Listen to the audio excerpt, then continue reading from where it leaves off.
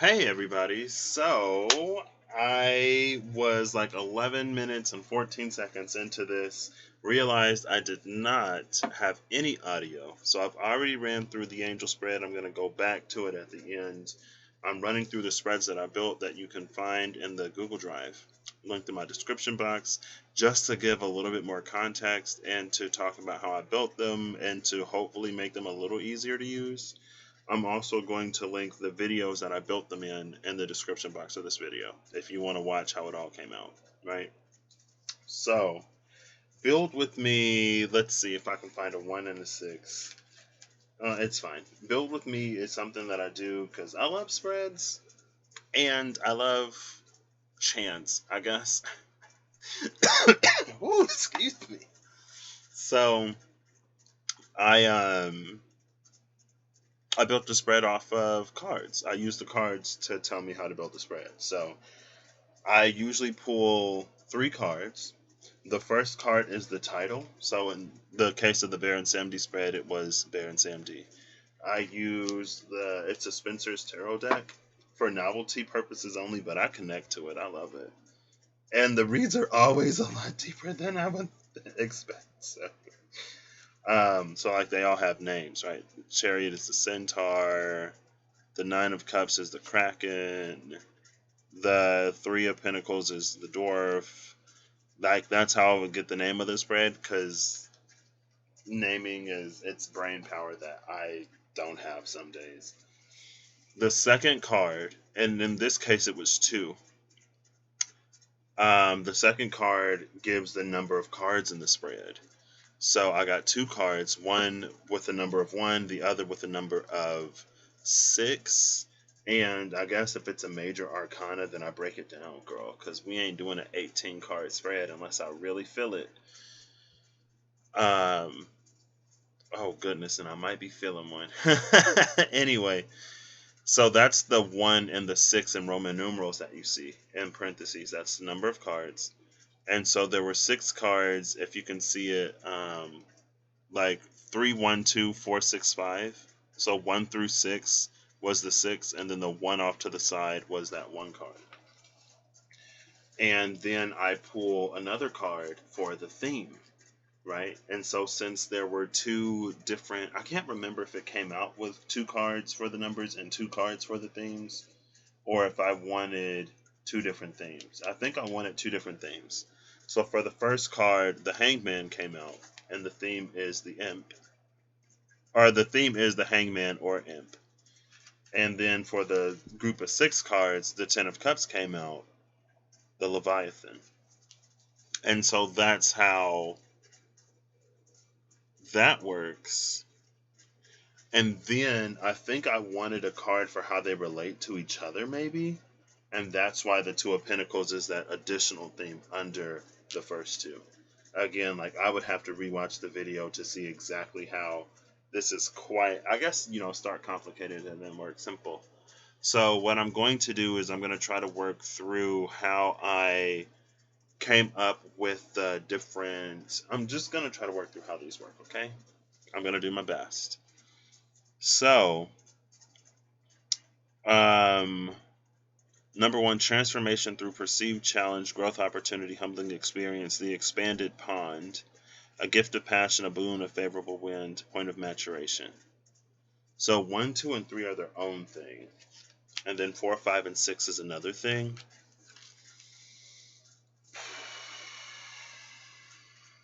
I would have to rewatch the video, honestly, on this one, because I don't remember how I came up with these. So another thing that I do is, after I get the cards, or after I get the number of cards, the title, and the themes of the readings, if I need to, I pulled cards to try to feel how how the layout is set up. And then also, after I got the layout set up, I would pull a card in each position to tell me how that position fits into the overall theme. And so I would pare it down, right? And then at the end of every build with me video, I would actually pull the spread. And so it looks like there was this, hold up, let me, Oops. 1, 2, and then 3. 1. Oops. I'm trying to get these for you. 2, 3, and then 7. These are like completely upside down and backwards, but that's fine. So let's put this one out here, and then we'll do this to simulate what this looks like, right?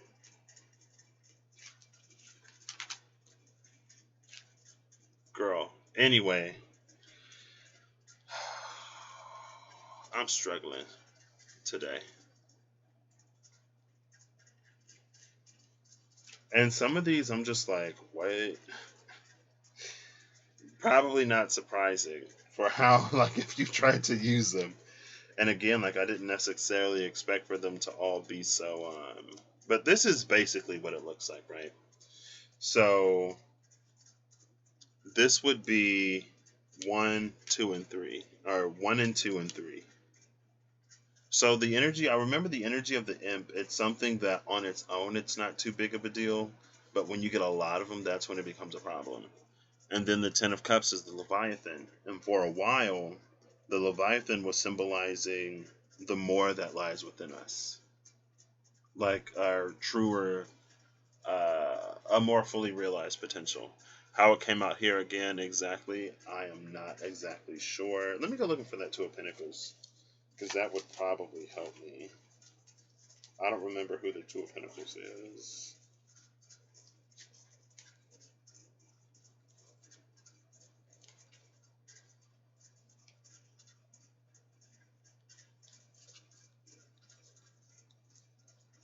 Like, explaining them is not as bad as like using them.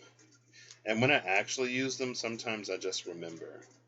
The Two of Pentacles is the elf. And so the elf for me, it's a LOTR, Lord of the Rings, J.R.R. Tolkien energy that, so humanity was, greed and power hungry. And they started taking the rings from other people. My knowledge of the Lord of the Rings is not complete. But basically, humanity was expanding at an alarming rate. And the elves were one of the few, like, they held one of the few kingdoms that had not yet been touched. And in order to protect the elves from humanity, the creator of the world made it like curved it for everyone except the elves. And so whenever the humans tried to enter, like, the realm of the elves, they would go to the other side, right? Because it's a curved earth. But for the elves, the world remains flat. That's why they can sail straight to their home. They can leave their home and they can return home. Because for them, the world is still flat. But for everyone else, it's curved. And I guess it was theorized, and I saw this on Tumblr like years ago. It was theorized that since the elves still interact with the world as flat, that's why their eyesight is so good. Because they see everything on sort of like the same level. But for everyone else with the curvature, it's different. And we're not getting into like flat earth stuff, girl. Like, save it. That's not what this is about. So, that was the Two of Pentacles. Transformation through a previous challenge, growth opportunity, humbling experience, the expanded pond. I know the expanded pond, it was this energy of like, maybe this was like a big fish in a little pond. You're growing bigger and bigger and bigger in the 1 and 2, and then eventually you have to move on at the 3 to that bigger pond, right? And that's the energy that you're sort of going to be coming into. Now the 4, the 5, and the 6 is interesting. I don't fully remember these. And then number 7 carries the energy of the imp, in that it's the thing that, again, it's like the imp alone is nothing. Or it's not, the imp by itself is a minor inconvenience. It's like a minor annoyance, but when you get enough of them together, that's when it starts to really become a hindrance. And so the perceived lack deficit, where we need a change of perspective, that's the thing that it's within our power to overcome, but we may not see it. And so everything else, like all of this, is putting us in a position to overcome this. The 7. Like the 1 through 6 helps us to overcome the 7. So the gift of passion, if I'm remembering correctly, it felt like, is it the lovers? The lovers is the gift of passion. The gift of passion felt like inspiration. A random drive maybe to do something that unfolds into much more than we would have originally thought. The boon and favorable wind is the thing that pushes us forward. It's the shifting of the winds of time, and it's a change, an impending change. And then the point of maturation is where our passion meets that change, and it's like it's the space of realizing. That's when we're going with the flow and we're moving into all that is for us to overcome whatever we need to overcome or change or shift at the 7. That's how this spread works. Now, I'm going to check again real quick, so I'm going to pause this. I'm going to pause this and do all the things that I need to do to keep this as short as I can and as concise as possible. Yeah, so I just checked my note, and I didn't write down any of the themes associated with the Hangman, the Leviathan, or the Elf. And I don't know much about Baron Samedi, and I especially didn't in this one when it was the title, but it actually came out in the one where the background is a graveyard. But it was just the title, so that's why I didn't. But on the readings that have like the themes on it, I'll go through them when I cover those. So I chose a butterfly emerging from the chrysalis as the background for this one because that's, again, it's very much what this energy is, or what it felt like. Like all of this is becoming the butterfly, breaking the chrysalis, and then like emerging into the world anew. So, all right, let's move on to the next one. Okay, so next is the Headless Horseman spread. Now, this one I remember a little bit more. So, the Headless Horseman was the title card that came out. It's the Page of Swords. The Basilisk. For this one, I actually put the Basilisk instead of the Nine of Swords. And that might have been because I worked with the energy of the Basilisk more than taking it in the Nine of Swords way, or it was predominantly like Basilisk heavy. It doesn't look like I wrote down any of the things for this one either. So the video would give you more information, because again, in the video I actually built it, and I'm going to link it in the description box. So I don't know why. I don't remember why I went for a little goblin thing as the background on this one, but maybe after going through it I'll remember. So in this one, the cards that are red come from the bottom of the deck.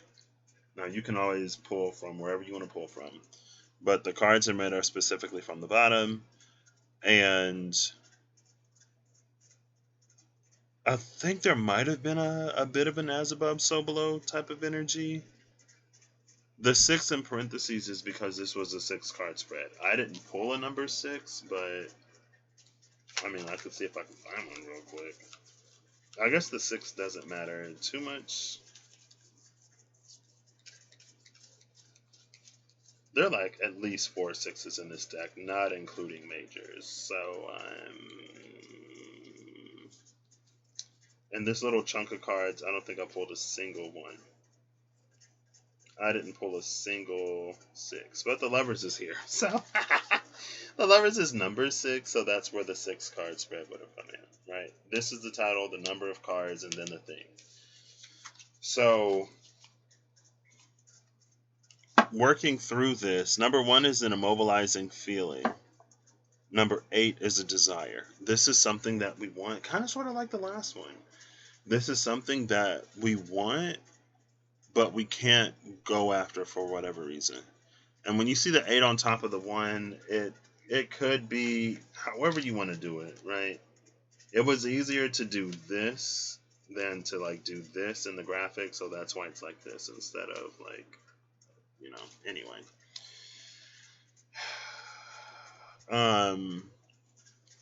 Yeah, it's something that we want to go after, but we don't feel like we can for whatever reason. And we start with the immobilizing feeling first before we even know where we're going. And some of them are like that.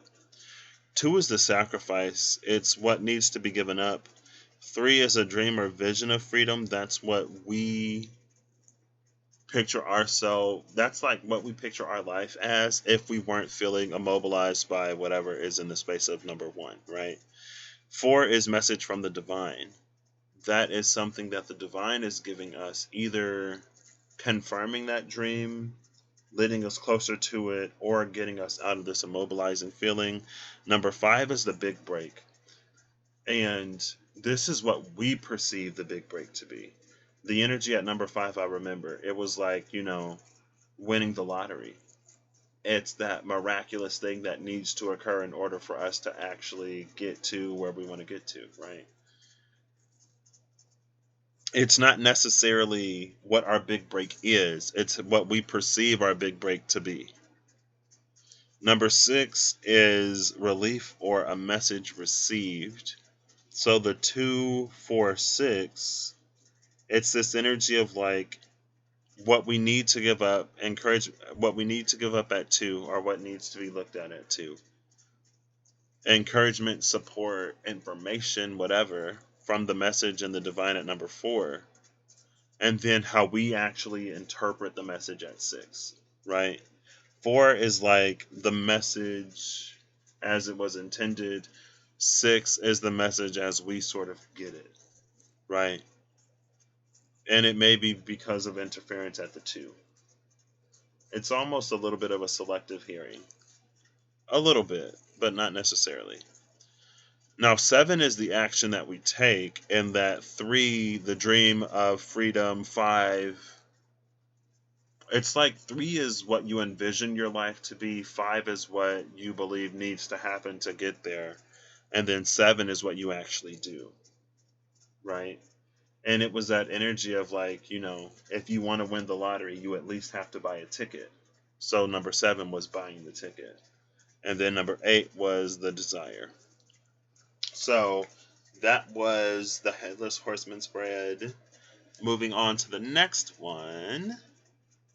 Okay, so next is the Manticore spread. So the Manticore was the title. The Manticore was the title, and it's the Strength card in the Spencer's Tarot. I don't remember if I talked about it in this one or the last one, but it's a novelty deck. Like like if you want to be a tarot reader for Halloween, then it's like cards to go with your costume. But I saw this and I was about to get like the Game of Thrones tarot or something like that, but I didn't even watch Game of Thrones. But I was like, I want a new deck and it's there. And then I saw these and I was like, what? They called to me and they hit a lot deeper than I would necessarily think. Sometimes I'm like, oh, I want something lighthearted and kind of silly. Let me go for the Spencers. And then it's like extremely like whatever. Anyway. So then 6 came out for the number of cards. I don't know if I talked about it in this video or the last one. How I do the build with me. I'll watch it back in the beginning and then I guess I'll just add it if I need to. So there was a 6 for the number of cards. And then this one actually came out with 2 cards for the theme. It's the Ace of Swords and Death. Quetzalcoatl and the Death card.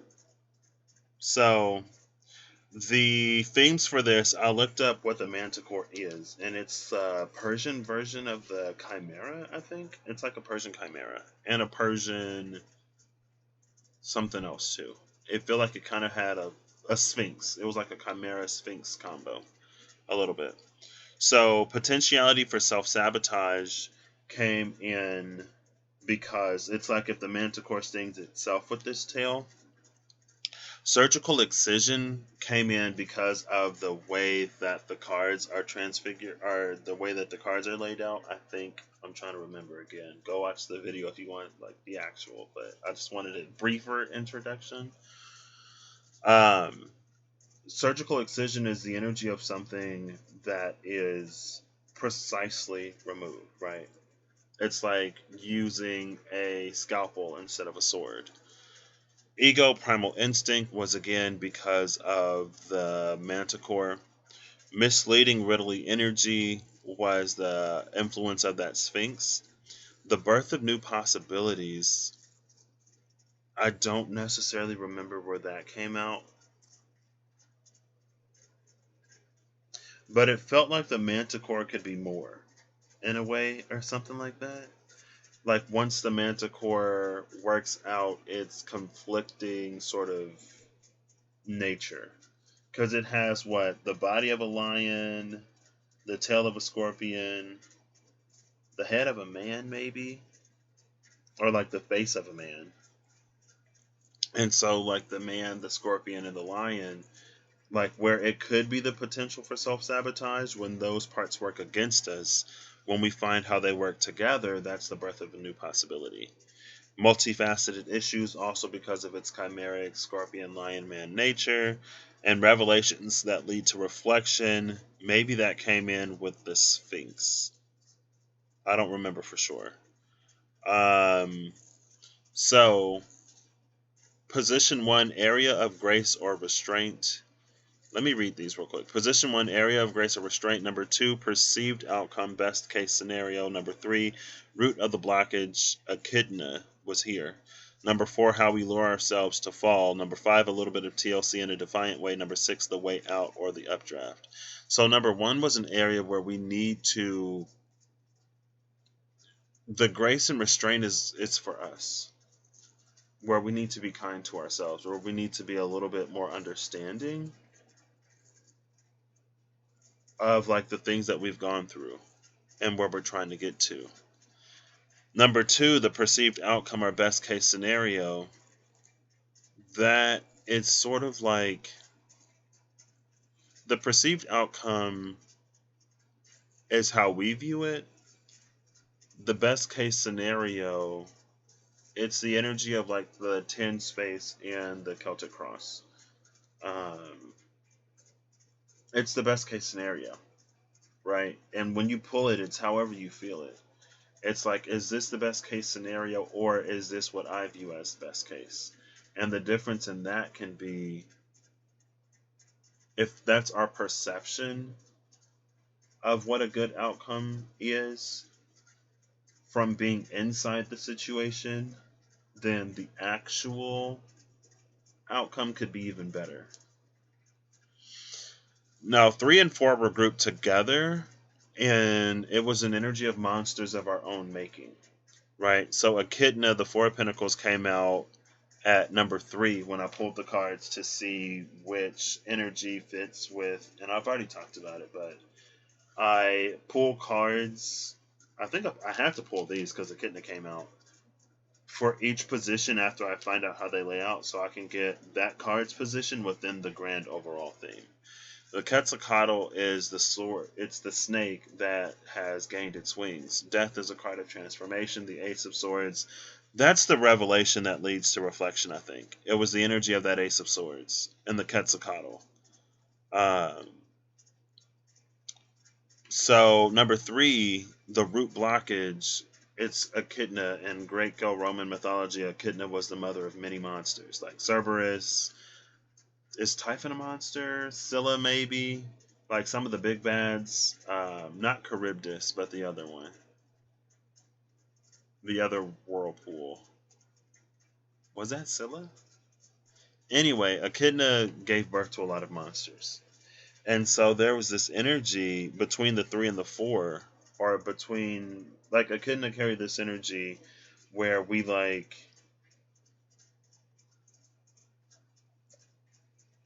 how do I explain it? It's like we do lots of peripheral things rather than going to the source, right? So, like, let's say that there's something in a pool of water that is coloring it, right? Let's say that there's a bottle of food coloring sitting at the bottom of a stream or at the bottom of a pool that goes to multiple branches. And so, what we do is we put dye in the water to counteract the dye we put something in the water to counteract the dye,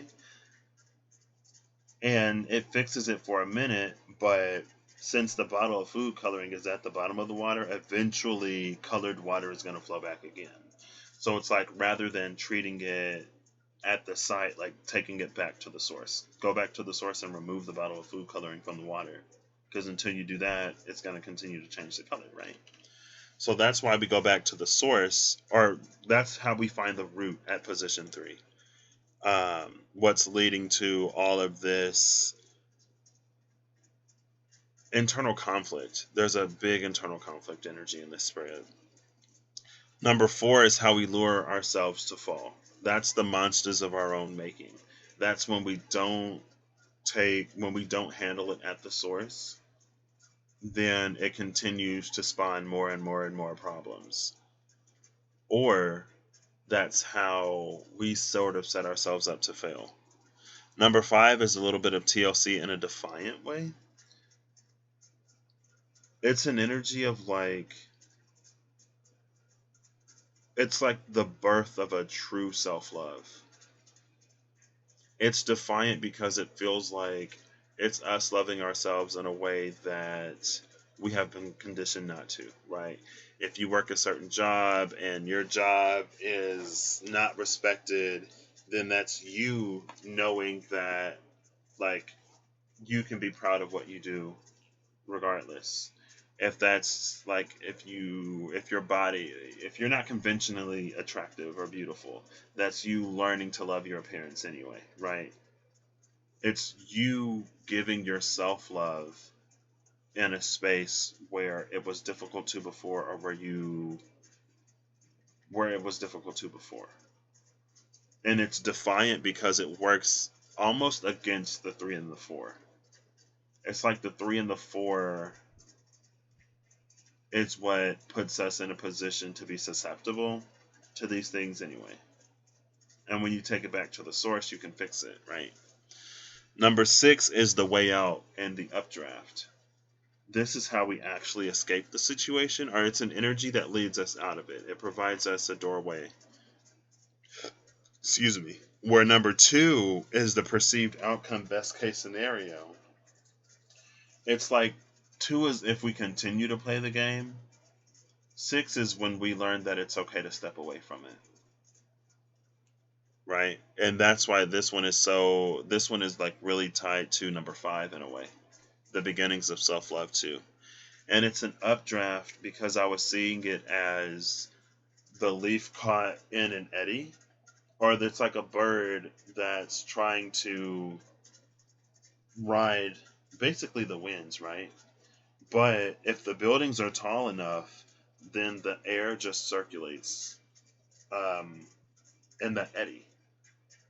But what the updraft does is it's this force that elevates us upward so we can clear the buildings and then continue to ride those changing winds. And so, yeah, this one does kind of sort of play off the last one a little bit in that, with the changing of the winds and riding the wave. It's the way out. It either like gives us, like with the excuse me, with the energy of the updraft, it can give us a new perspective on the situation that makes it easier to navigate, or again, it could be that doorway out. So this is the Manticore spread. Now I'm going to move on to the next one. Okay, so next is the Salamander spread, and this is like blank. So the title was the Salamander, which is the Ace of Wands. I actually used this one recently. The 2 of Pentacles, so it came out with a 5 and a 6. 2 cards came out. So the bottom layer is the 5 card, the top layer is the 6 card, and you can see that the 5 cards are configured like a cross, an X, and the 6 cards kind of sort of felt like it was supposed to be a heart. And I think I remember, like, I don't know if this is like a cross and a heart or if it's like two different layers layered on top of each other. I don't know. The Two of Pentacles is the elf, and I've mentioned the elf before. So the elf and the Lord of the Rings interacts with the world as flat, while everyone else interacts with the world as round. And that was done to protect the realm of the elves from an unchecked, greedy, power-hungry humanity. And so because the world is flat for the elves, they can see a lot further. They're not affected by the curvature, right? And like that's part of what gives them their sight, or it's theorized that that's part of what gives them their sight. And then we have the Three of Wands, which was the brownie. Now, I think, and I feel like I was in like high school when I learned about brownies for some reason. It's this energy. Their energies are like little trickster spirits, I think. But also, I feel like I learned about them in like, if you do something or say something to somebody and you're immediately met with like instant karma, like it's that instant karma energy, right? Like if you say something nasty and then you stub your toe. Or if you're like, I can't believe you did this and then you do it. Like that's the brownie. But it feels like in this card, the brownie is preparing the house for you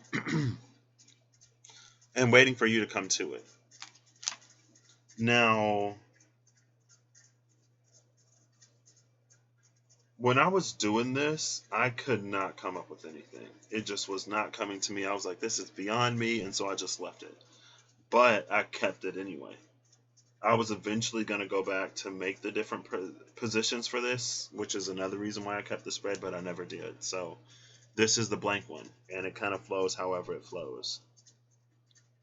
I will say, though, that it feels like with the Two of Pentacles, there's an energy here of something that's being prepared for us beyond our ability to comprehend or see or perceive. Because the Two of Pentacles the elf interacts with the world as flat and sees much further. They also retain their ancient magics that weren't sort of lost or wiped out with the conquest of humanity. And it wasn't forced to like flee either. It was never really subjugated. So it continued in some way. And again, like the brownie is preparing something for us. But since like the energy of the Three of Wands is one of waiting, it's one of manifestation, like we don't necessarily know how to get there. And so this could also be an energy of something that leads us there, but these would be separate. And I don't know which one is the Two of Pentacles. Well, I guess the Two of Pentacles would be the 5, and then the brownie would be the 6, right? The elf would be the 5. So it's that X that gets us to realize something beyond, gets us to see something more. And then the heart, that makes sense. The more is this. This is the more. So the 6 cards is the more. The 5 cards is us expanding in some way. And anything beyond that is up to you. This one is the least concrete. Again, when I was building it, I was like, I don't know what these positions are, but I'll save it just in case I come back to it someday. But I love the ambiguity of this spread. It allows me to flow. And that's one reason why, like, I tried not to make any of these extremely concrete to allow for that flow. So it's very, like, these are very, very, very fluid, which is why I'm trying to provide a little bit of context. But yeah, anyway, on to the next. Alright, so the Warrior spread. We have another 6 card spread. 6s and 4s and 5s, I guess. But mostly 6s what comes out, it seems. So this was the title. It's the Knight of Pentacles, the Warrior. And it was a 6 card spread, so some 6 came out. And then Baron Samedi, the Page of Wands, was the theme. And this is where I actually had to look it up. Because I was like, okay, I don't know anything about Baron Samedi or Samodi. I don't know how to pronounce it. I don't even know how to pronounce it. So the themes here, it's so with Baron Samedi, it's Master of the Dead, Giver of Life. He was a healer who could heal like anything or most things. Ensures decay. So those who are buried under the ground, and he ensures that their bodies break down and that the nutrients are like returned to the earth. You know what I mean? Keeps the living above ground. So there was this thing with him where it's like, I don't know if there were like energies that would like bury the living prematurely or something like that. But it's like he made sure that, and again, like I could be wrong. He made sure that like the what is above ground stays above ground, what's below ground stays below ground, and that all things rot as they are supposed to. There was an energy of Valhalla here somewhere. Maybe because I think Justice is the Valkyrie. Maybe that came out somewhere. Or it was like that second chance at life for the warriors to come back and to do something. Again, like in the actual video, I would have said it when I wrote it down. And I'll link it in the description. And then keeps past life integration. That came out somewhere too. And it was interesting because it's like Baron Samedi is the giver of life, but also the master of the dead. And so it felt like that between incarnations, it felt like his like domain is like with the birth and I don't know, it was something about that. Some mix between the dead, the dying, and the recently born. Like the soon to depart and the soon to what's the opposite? Arrive. The soon to depart and the soon to arrive gave it a real like past life integration energy. And so when the cards came out, position 1, the Valorous Act Notice. This is a space of like something, and it could be this life or it could be, past life. But past life is how I was feeling it. But we can also like, because I refer to different points in time as past lives. I started doing that in like my last year of college because I had done so much. I was there for like what 8-9 years. I had done so much at different parts, and I was like so many different people. I was like, oh, that was a past life. Like after I was an RA, I was like, oh, I was an RA in my past life. But anyway, this is what we did before that we got recognized for. Position 3. So it's like it goes. I didn't put any of the arrows here, but 136 goes into the ground, and then 254 goes out of the ground. So the Valorous Act Notice. Number 3 is the transient soul in nature. Number 5 is the burst of no. Number 6 is clues to the next life. So 1 is the thing that we did, or it's the nature of something that we were recognized for, a gift, an ability, something we did really, really well. The transient soul in nature, it's almost. See, this is one of the ones where these, like the build with me, started to get really like, I'm just like, what is this? It's like how we were changed in a way, or like how our soul was changed by it, like what we got from it in a way. And number 6, clues to the next life. Like if this is the thing, clues to the next life, it's like a little bit of insight on how we apply it now. And so the transient solar nature, it's not that it's necessarily diluted, it's like how we've been changed by it. Or like what we can now do because of that accomplishment, what we were gifted. Almost sort of in the way of the angel spread, almost. I've never noticed how many of these spreads like play together. I might do like a monster spread. I've run multiple of these spreads at once before though. Because I did this spread and another one I remember. But I don't remember when. Anyway, so number 2 is Wings on Ancient Things. I'm pretty sure that was Quetzalcoatl Ace of Swords when I put a different card in each position. So I guess if this is where you start, and I'm actually going to, if I put it at the beginning of the video, it's going to mess up all my timestamps, but that's fine. I'll record it at the beginning of the video and then I'll just add the time to it, where I'll go through this. So hopefully you watch that. But so I pulled one card, which was the title card, so I can give the spread a title and I didn't have to think of it.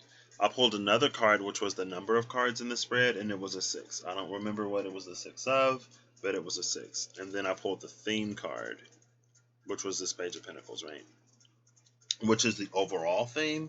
And then in each position, I pulled another card to see how that plays into the overall theme.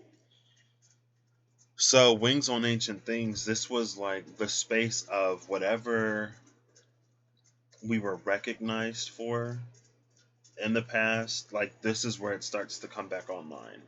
Or this is the touch point of that gift in the now, right? Like let's say, like even within this life, let's say that you've been an event planner, right? And so you're really good at all of that event planning stuff. Now let's say that in the now, you're being asked to do something related to buying something, right? You're being asked to purchase something. And so it's almost like you can go back to your event planner experience, your event planner life, to be like, okay, well, you know, I should get multiple estimates. And then once I get like initial estimates, I can compare, I can do this, I can do that. I can also check reviews, like look at the quality and stuff like that. Like there are things from something else that apply to this situation. And that's the Wings on Ancient Things. Now, number 4, the Canal to Realization, like 2 is the thing. The thing in this lifetime, like at one time it was the one, like when you were this great, whatever, that was the one. But here, it may work differently. 4 is how we come into an understanding of what that thing is at the 1 and the 2. And then 5 is the burst of growth or verdancy. That's where it really starts to flower. That's when we start to operate in the truth of what it is, but it's the truth of what it is now, not necessarily what it was then. And that's why that transient soul / nature is there. Because it isn't going to be exactly what it was when we were first recognized for it, when we were first exposed to it. It may grow and change into something different. That's the 4 and the 5. The canal to realization in that burst of verdancy is figuring out how that thing works for us here in the now. And that's the warrior spread. So now, last, but technically should have been first, we'll move over to the angel spread.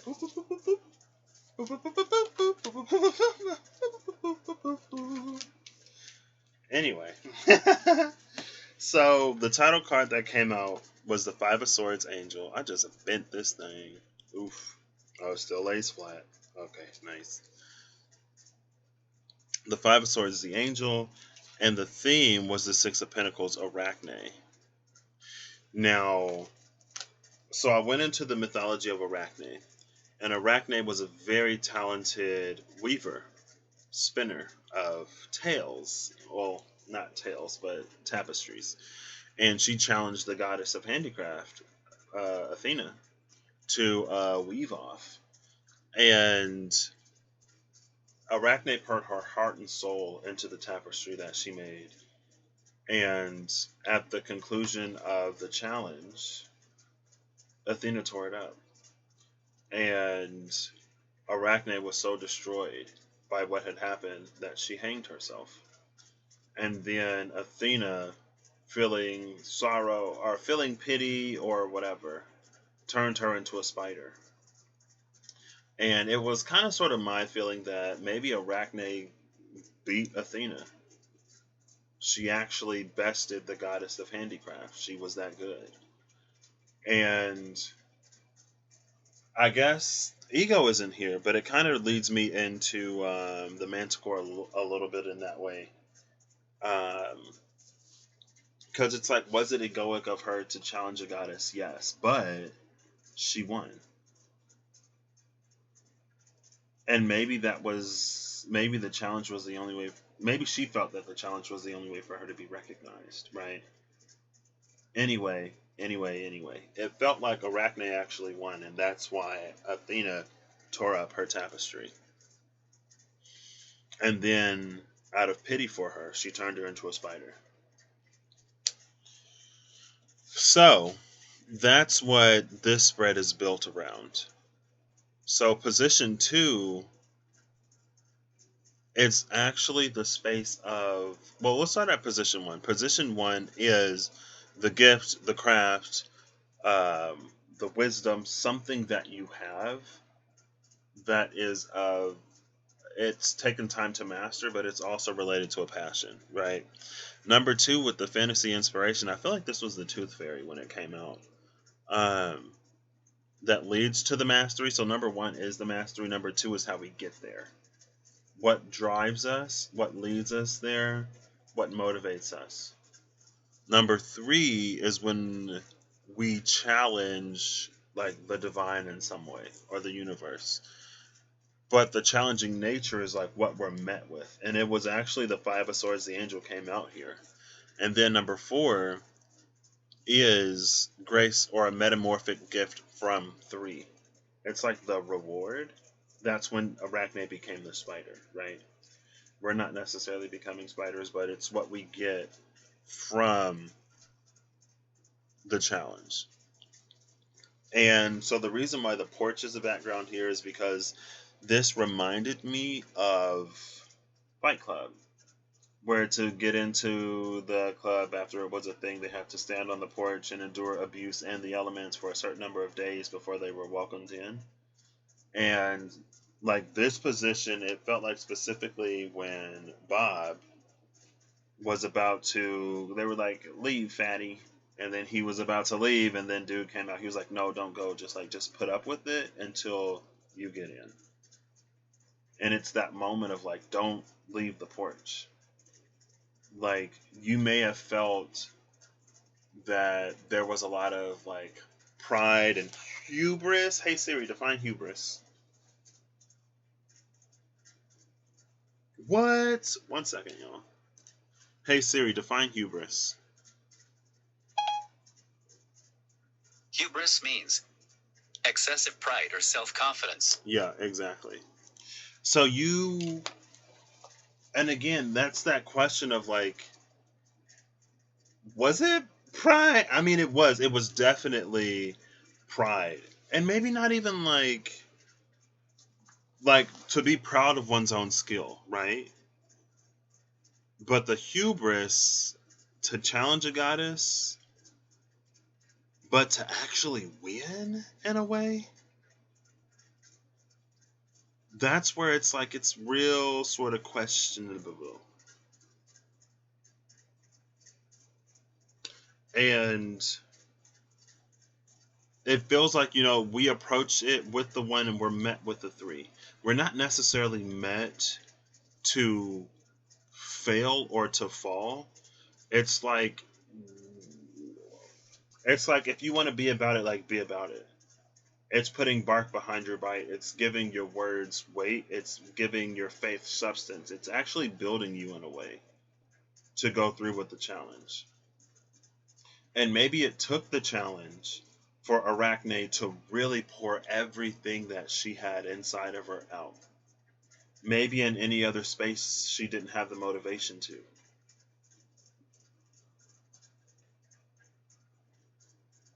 And it ultimately, I guess you could say that it leads to an ego death and a rebirth transformation, a metamorphosis. But it feels like, again,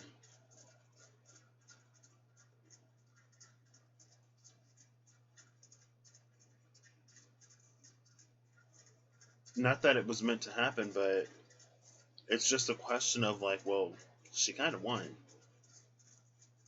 I feel like if she didn't, then Athena wouldn't have torn it up in a fit of rage. That she'd be bested by a mortal at handicraft. I didn't even know Athena was associated with handicraft until I read the story of Arachne. I thought you were like wisdom and good war and stuff like that, Carl. Like handicraft, what? So the themes here are handicraft and challenging the gods because of obvious reasons. Victory that leads to despair. That was what she felt when her tapestry was torn up by Athena. Metamorphosis because she became a spider. Grief at the loss that, when her, that despair, victory that leads to despair and grief, they're linked. Perfected creation is the result of the tapestry in the space of the challenge. So I also put the note of position 3 carries an energy of bananas. I don't remember why bananas came out at position 3. But bananas don't have any seeds, if you've ever noticed. And so because of that, it's not like you can plant a banana and it grows into a new banana tree or whatever bananas originally came from. I'm pretty sure they're trees. Um, and so because they don't have any seeds, there's no genetic diversity within bananas. They're all basically clones of the same. To get a banana, you have to graft it onto something that is already growing in a way. And I remember reading in, I think, senior year of high school in an AP biology class that there was something, I don't remember if it was, I think it was a bacteria, but it might have been a virus that infected bananas and like almost wiped out all bananas. Like entire plantations of bananas just wiped out because there's no difference between them. If one banana is affected, all bananas are affected, right? When we reproduce, when we exchange, genes and expand the genome or whatever, it introduces enough diversity within a population in order for it to, it's like how some people just like never get sick. Like some people never get the flu, some people never get the cold, some people never get this, some people never get that. There are things that they're just somehow immune to.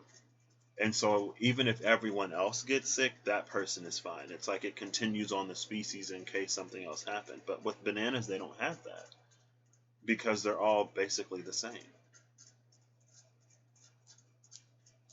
And again, I don't remember why that came out here. But the energy of this Five of Swords, it was like, it felt like when Spirit started to go quiet. And it's like Spirit isn't going quiet because they've like abandoned us or whatever. It's like Spirit's gone quiet because it's time for us to step up.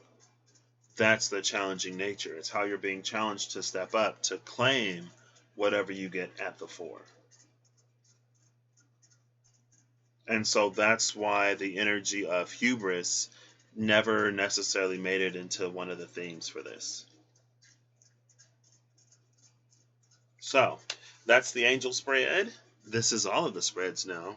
I'm going to upload this, timestamp this. I'm also going to link to the videos in the description box. Timestamps are going to be in the description box. I'm going to record a little bit of a thing to put at the beginning of this, and I'll stitch it together. So I hope you all have a good whatever whenever you see this. I hope you're acting in alignment to make all that you wish to experience your reality. I feel like I don't necessarily have to say that here, but I'm saying it here. So if you want to do any of these, hopefully this helps you. Again, they were left sort of intentionally broad to give whatever needs to flow the opportunity to flow. I'll catch y'all later. Bye.